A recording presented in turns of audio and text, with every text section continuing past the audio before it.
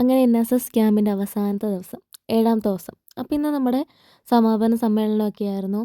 ഓരോ ഗസ്റ്റ് എല്ലാം വന്നിട്ടുണ്ടായിരുന്നു. അങ്ങനെ അധികം ഇന്നൊരു പരിപാടിയില്ല. നമ്മളൊരു 11 മണിയൊക്കെ ആകുമ്പോഴത്തേന് എല്ലാവരെയും പറഞ്ഞു വിടും. അങ്ങനെ ഓരോരുത്തരും സംസാരിക്കാൻ തുടങ്ങി.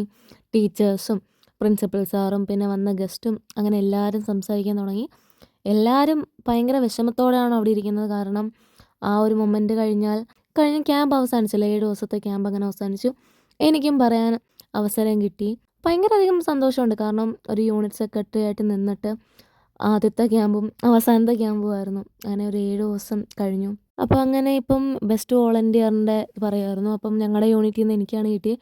ഒരിക്കലും ഒരു ബെസ്റ്റ് വോളണ്ടിയർ ആവാനോ ഒന്നും അല്ല ഞാൻ ഒരു കാര്യവും NSSന് വേണ്ടി ചെയ്തത്. അത്രത്തോളം മനസ്സിൽ നിന്നാണ് ഓരോ കാര്യങ്ങൾ ചെയ്തത്. അത്രത്തോളം സന്തോഷമുണ്ട്, വിഷമമുണ്ട്. കാരണം ഈ ഒരു വർഷം കൂടെ കഴിഞ്ഞാൽ നമുക്ക് പിന്നെ കോളേജ് ലൈഫിൽ NSS ഇല്ല. NSS കഴിയുവാണെങ്കിൽ ഇതൊക്കെ ഇപ്പോഴും കാണുമ്പം ഭയങ്കര വിഷമമുണ്ട്. പിന്നെ ബെസ്റ്റ് ഗ്രൂപ്പിനുള്ള അവാർഡും ഞങ്ങൾക്കാണ് കിട്ടിയത്. 1ാമത്തെ ഗ്രൂപ്പിനായിട്ട് ഞങ്ങൾ കിട്ടുമെന്നൊന്നും പ്രതീക്ഷയില്ല. പക്ഷേ ഞങ്ങളുടെ മാക്സിമം എഫേർട്ട് ഇട്ടായിരുന്നു. ഭയങ്കര വിഷമമുണ്ട് ഇപ്പോൾ ഈ ഫോട്ടോയൊക്കെ കാണുമ്പം. എന്നാലും ലാസ്റ്റ് ആ ഒരു മൊമെൻറ്റ്. പിന്നെ നമ്മളവിടെ ഒരു മിററൊക്കെ സെറ്റ് ചെയ്തിട്ടുണ്ടായിരുന്നു. അവിടെ സൈൻ ചെയ്യുന്നതാണ് കാണുന്നത്. ഓരോരുത്തരും വന്നങ്ങനെ സൈൻ ചെയ്തു.